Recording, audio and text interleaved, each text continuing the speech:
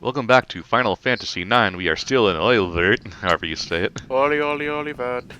This is a creepy Faces. room. Join me, Zidane, and I shall make your face the greatest in Oliver, or else you will die. It's talking to me in Sony advertisements. Now, because of these faces, I always thought that the final boss Necron was affiliated with these guys. Yeah, it does sort of have that sort of mask face thing going on. Has anybody been able to figure out where the final boss of this game comes from? No. No, Nah, it's there to be a boss. Like, because I understand one, like, because I know we're jumping the gun dramatically. I know you fight Kuja, and then you fight Necron, is what it's called. But because Kuja wasn't a cool enough final boss or something, like, they could have just had him transform into something more big. For essentially, a more final the boss reason type thing the reason or the something. final boss is not Kuja is because at the end of the fight against Necron, Kuja actually uses his magic to get Zidane and his party out of the final battle arena as Necron is dying. Oh, they wanted to have him have a redemption moment type Essentially. thing. Okay. Yeah. But they didn't come up with anybody that could actually be a final boss instead. All right then. Okay. It's really bizarre. Yeah, that's one of the biggest things I know people complain about when it comes to Final Fantasy IX is that the final boss makes no sense. The final boss makes no sense, and the end game objective also sort of comes out of nowhere, because up until the end of the game, you don't know a goddamn thing about this crystal that Kuja's trying to destroy.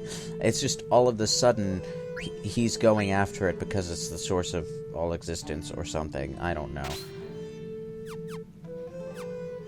And Like, to a Final Fantasy aficionado, you kind of expect the Final Fantasy game to have a crystal of some sort, but how it's tied into this game is sort of last minute. Isn't the crystal the thing in the background of the title screen? Not the title screen, but the logo. The logo, yeah, it is. Yeah. But you don't find out what that crystal is for until the very end of the game. You know? Yeah.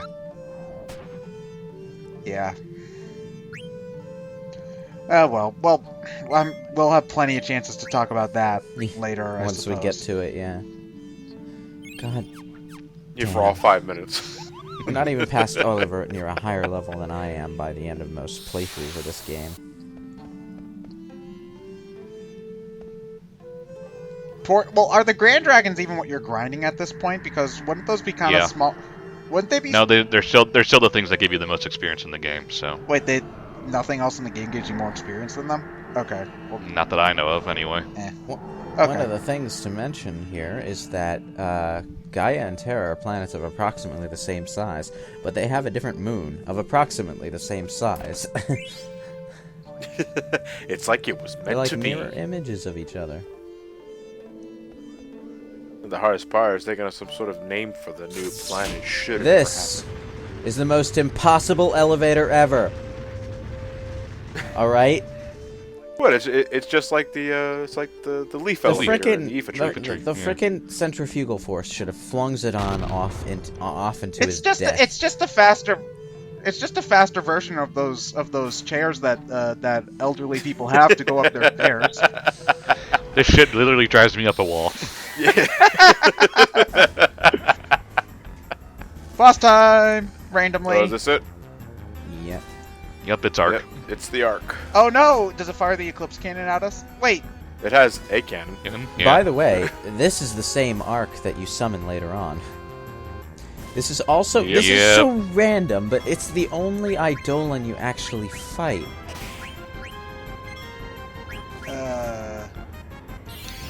Yeah, that is kind of weird. You want to know something really cool about him, though? He's a transformer.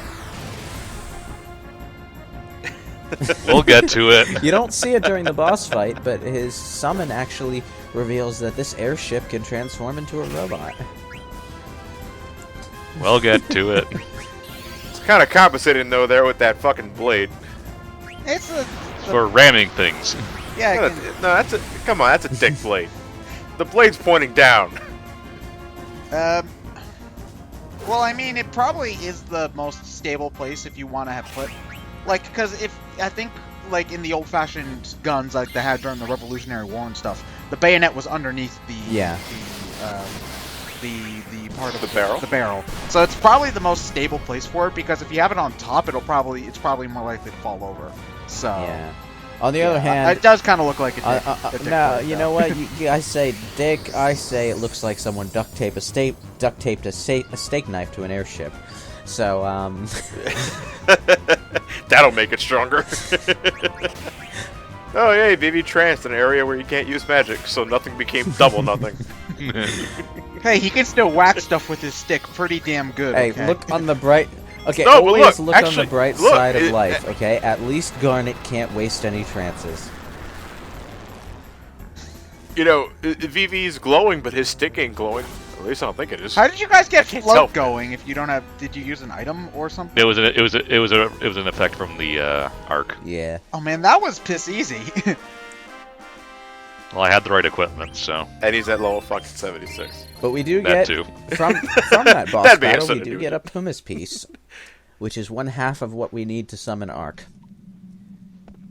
The other half Yep. is another pumice piece, and the other half is beating Hades, so he'll actually do the synthesis for us. Or you could beat the Ozma. ball. Yeah, I can beat Ozma and just get a full pumice. Yeah, but why would you ever do that? Do you fight I'm Ozma? beating Ozma. To make Yeah, I'm Hades, fighting Ozma. to make Hades shit his pants. So if you don't have Ico, and if you have Ico in your like main party, who do you control in this section? Is there like It just depends. It just changes depending on who's available. Yeah. is there like a hierarchy? Like if Ico's available, it's Ico. If not, then this. If not that. Yes, Okay. there is a hierarchy because it's always Ico for me. Yeah. If I leave her in the Desert Palace. And it has to be someone else if you bring. Like there has to be, Ico. if not Ico, then someone. If not that person, then another. It has to be a 4-level Yeah.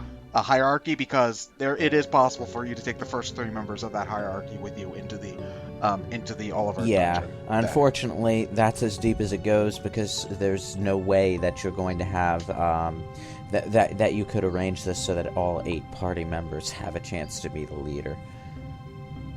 Yeah, well, it's just one of those things Mhm. where the numbers just don't match up. So, oh well. Oh no, the black mages are all conflicted, and stuff. So yeah, they're turning on the lava cages because Kuja is an asshole. Oh, he's gonna kill. Oh, we're playing as Sid. Yeah. What? We're doing the best part of the game. It's the champion. No, Zaiden's the champion. Oh fuck this mini game. Wait. Always makes my hands nervous. For that very reason, you have to constantly mash the circle button to get Sid to slowly inch his way towards the switch. But while you're doing that, this creature is it's like Brett like yeah, Green Light. except what you get happens if you basically run out of no time? notice when the hedgehog Running out of time is when the non-standard game hedgehog over. pie turns around. You get basically no visible notice that it's about to happen. Yeah, it just happens, which is why my hands get really nervous. Which is why Ryan's tiptoeing here. But hey, and for a life or death situation, this is some catchy ass music. Hey, it's pretty silly, all things and you do have to have little mini games like this in RPGs just to change up the Yeah, pace. I but if you're gonna suppose, do but- that, make better mini games. God damn it. or at the very least, make it more noticeable when he's about to turn around. Because this just looks like the world's most annoying Mario Party mini game, as far as I can tell. Oh, you mean so it's sneak and snore? You know what though? I never had an auto fire for this sequence, and I want to know how that works. Oh, like a turbo button to see how fast he Yeah. goes. Well, you move Yeah, him, like if you use auto fire, this Sid just tackled the cage like fuck you, all right? because you're like moving him Might one be. frame of animation per press. It looks like. Well, that's Yeah. kind of what you have to That is do. exactly what it is. But this monster doesn't realize the frog is getting closer. He's really interested in what's going on behind him for some reason. It's like the first prototype of Slender. Tell me you gotta fight this asshole after this minigame. Oh, No. we fought this thing already. We did? These were like These are like miscontinent creatures. Yeah, Oh, okay, this is I just don't a hedgehog pie. These are a fairly recognizable little Final Fantasy minion monster. I'm almost certain that you fight these actually in the rooftop of the church where you meet Eris in Final Fantasy VII. Ryan, just pick up the goddamn key. No, he's nervous. Especially after I got that close. Yeah. Okay, so now what Now do we you have have to do? We have You a have- scale puzzle. Yeah. You have to you can examine each of the chess pieces and find out what they're made of, and basically if you know your material, you can find out which one's heavier. Man, just imagine if you're really bad at the key mini game though, and you think, okay, once I get the key, I'm done, and then you realize, oh shit, I've got a scale puzzle that I need to do now. Although what's stopping Sid from just putting them all on to guarantee that it supports his weight, but whatever. You're right. Remember, he's a frog, not a human. Well, I think one of the dishes might actually just be too small for all four. I think if you lay them on their side, it'd be fine. Oh, then they'd fall off, and it'd be annoying. This fucking music. What's it about it? It's Queen. Yeah, the rendition of Kuja's... Oh, it's Kuja's theme. Yeah, the rendition of Kuja's theme that plays during the Desert Palace is the version, you know, the one that sounds like "We Will Rock You," and you barely hear it anywhere else in the game apart from the battle against Trans Kuja. Right. Well, let's go find Kuja and punch him in the dick and get him to turn off Queen. For God's sakes, it's been on loop for 30 I go hours. here, boy, make a big, nice thing on the street, gonna be a big man someday. At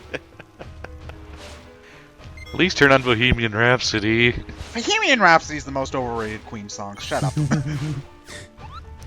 Bohemian Rhapsody or Journey's Don't Stop Believing. Don't Stop Believing is the most overrated song. For the record, I can't stand it anymore, especially since it's not even composed very well. Have you guys heard about the 4 chords of pop? Because if you haven't, go look up the 4 chord song, because basically, musically, there are 4 chords that provide the background basis for a shit ton of music. Don't Stop Believing is one of them, but also Aha's Take on Me, Can You Feel the Love Tonight, She Will Be Loved. There's like dozens and dozens of songs, and a band called oh god, I can't remember the name of the band, but a band does like a giant medley where they like link all of these songs together and they don't have to change any of the background music because it's all the same goddamn bass chords, and it's really annoying, and I hate pop music, and okay, I'm done, sorry.